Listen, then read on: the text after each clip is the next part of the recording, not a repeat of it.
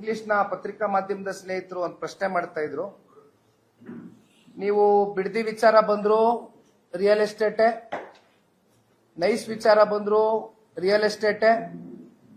ಇದೇನೋ ಹೊಸದಾಗೆ ಒಂದು ಬಿಲ್ ಅನ್ನು ಇಂಟ್ರೊಡ್ಯೂಸ್ ಮಾಡಿದ್ದಾರೆ. 5% ಪಾರ್ಕ್ ನ ಯೂಸ್ ಮಾಡ್ತೀವಿ ಅಂದ್ರೆ, ಇವತ್ತು ಲಾಲ್ ಬಾಗು ಕಬನ್ ಪಾರ್ಕ್ ನ ಉದಾಹರಣೆ ಕೊಡೋದಾದ್ರೆ 18 ಎಕರೆ 12.5 ಎಕರೆ ಸರಿ ಸುಮಾರು 30 ಎಕರೆ, ಇವತ್ತು 5%. ಅಲ್ಲೂ ಕೂಡ ಏನೋ ವಾಣಿಜ್ಯ ಕಟ್ತೀವಿ, ಏನೋ ಸಮ್ ಕಮರ್ಷಿಯಲ್ ಆಕ್ಟಿವಿಟೀಸ್ ನ ಮಾಡ್ತೀವಿ ಅಂತ ಹೇಳ್ತಾರೆ.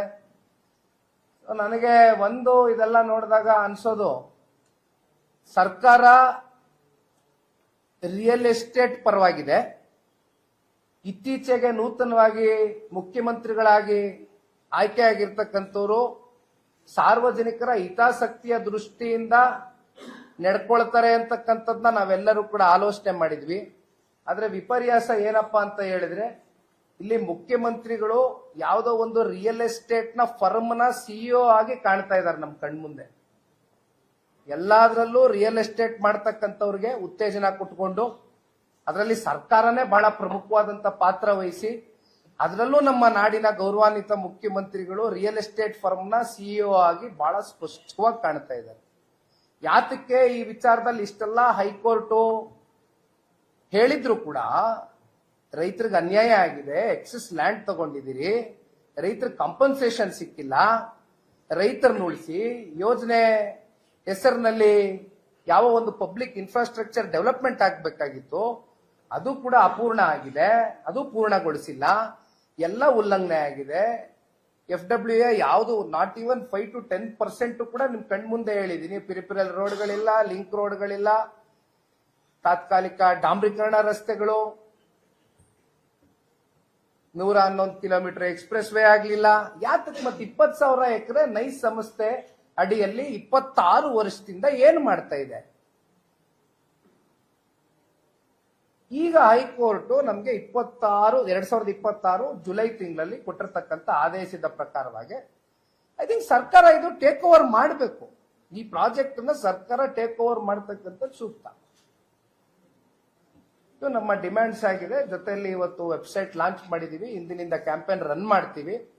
ಈ ಕ್ಯಾಂಪೇನ್ ನಿರಂತರವಾಗಿ ರೈತರಿಗೆ ಮತ್ತೆ ಅವರ ಏನು ಭೂಮಿಯನ್ನ ವಾಪಸ್ ಕೊಡಿಸ್ತಕ್ಕಂಥದ್ದಕ್ಕೆ, ಕೇವಲ ಅವರು ಭೂಮಿ ಕೊಡಿಸ್ತಕ್ಕಂಥದ್ದು ಅಷ್ಟೇ ಅಲ್ಲ, 20 ವರ್ಷಕ್ಕೂ ಹೆಚ್ಚಿನ ವರ್ಷಗಳ ಕಾಲ ರೈತರು ಭೂಮಿ ಕಳ್ಕೊಂಡಿರ್ತಕ್ಕಂಥದ್ದು, ಅದಕ್ಕೆ ಬಡ್ಡಿ ಸಮೇತವಾಗಿ ಇವತ್ತು ರೈತರಿಗೆ, ಯಾಕೆಂದ್ರೆ ನಾನು ಹೇಳ್ತಾ ಇರ್ತಕ್ಕಂಥದ್ದಲ್ಲ, ಇದು 2013 ಕಾಯ್ದೆ ಏನು UPA ಗವರ್ಮೆಂಟ್ ಅಲ್ಲಿ 2013 LARR ಆಕ್ಟ್ ಅಲ್ಲಿ ಬಹಳ ಕ್ಲಿಯರ್ ಕಟ್ ಆಗಿ ಮೆನ್ಷನ್ ಆಗಿದೆ.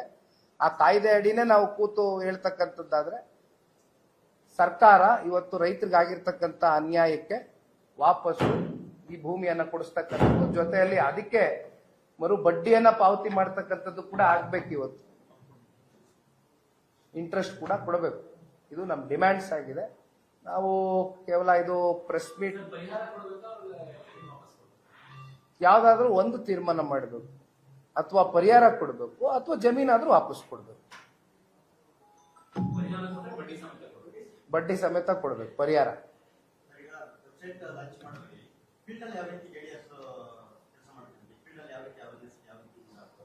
ಈಗ ಜನತಾದಳ ಪಕ್ಷಕ್ಕೆ, ಅದರಲ್ಲೂ ನಿಖಿಲ್ ಕುಮಾರಸ್ವಾಮಿಗೆ ಅವಕಾಶ ಇರೋದು ಫೀಲ್ಡ್ ಅಲ್ಲಿ ಕೆಲಸ ಮಾಡಕ್ಕೆ ಅಲ್ವಾ?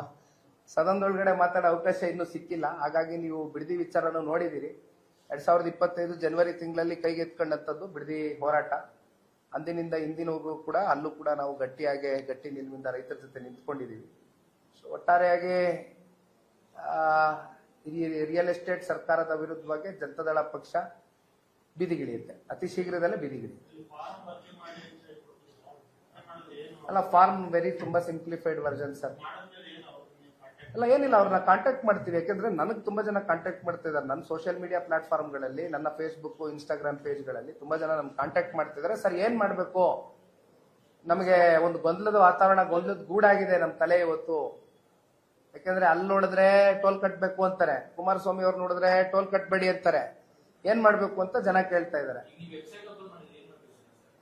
ಅಲ್ಲ, ವೆಬ್ಸೈಟ್ ಅಲ್ಲೆಲ್ಲ ಅಂಶಗಳು ಕ್ಲಿಯರ್ ಆಗಿತ್ತು.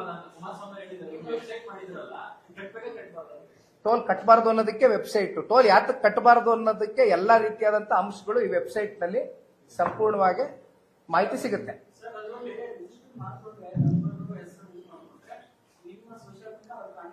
ಖಂಡಿತ ಕಾಂಟ್ಯಾಕ್ಟ್ ಮಾಡ್ತೀನಿ. ಅವ್ರಿಗೆ ಸಂಪರ್ಕ ಮಾಡೋದಕ್ಕೆ, ಅವ್ರ ಜೊತೆ ಸಂಪರ್ಕದಲ್ಲಿ ಇರೋದಕ್ಕೆ. ಯಾಕೆಂದ್ರೆ ಇದೊಂದು ಜನಾಂದೋಲನ ಆಗ್ಬೇಕು. ಇದು ಕೇವಲ ಒಂದು ಜನತಾದಳ ಪಕ್ಷದ ಒಂದು ಹೋರಾಟ ಅಷ್ಟೇ ಅಲ್ಲ.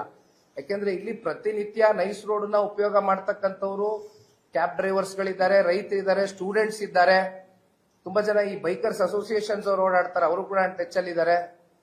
ಸೊ ಇವರೆಲ್ಲ ಯಾತಕ್ಕೋಸ್ಕರ ಟೋಲ್ ಕಟ್ಟಬೇಕು ಅಂತ ಕೇಳ್ತಾರೆ. ಆಮೇಲೆ ಇನ್ಫ್ಯಾಕ್ಟ್ ನೀವು ಶುಕ್ರವಾರ ಹೊರಟ್ರೆ ಭಾನುವಾರ ಬರ್ತಕ್ಕಂಥ ಒಂದು ದೊಡ್ಡ ಈ IT ಸೆಕ್ಟರ್ ಅಲ್ಲಿ ಕೆಲಸ ಮಾಡ್ತಕ್ಕಂಥವ್ರು ಅವರೆಲ್ಲ ನೀವೆಲ್ಲ ಹೋಗ್ಬೇಕು ಅಂದ್ರೂ ನೈಸ್ ರೋಡ್ ನ ಉಪಯೋಗ ಮಾಡ್ತಾ ಇದ್ದಾರೆ. ಅವ್ರಿಗೆಲ್ಲ ಒಂದು ಜಾಗೃತಿ ಮೂಡಿಸಬೇಕಾಗಿದೆ.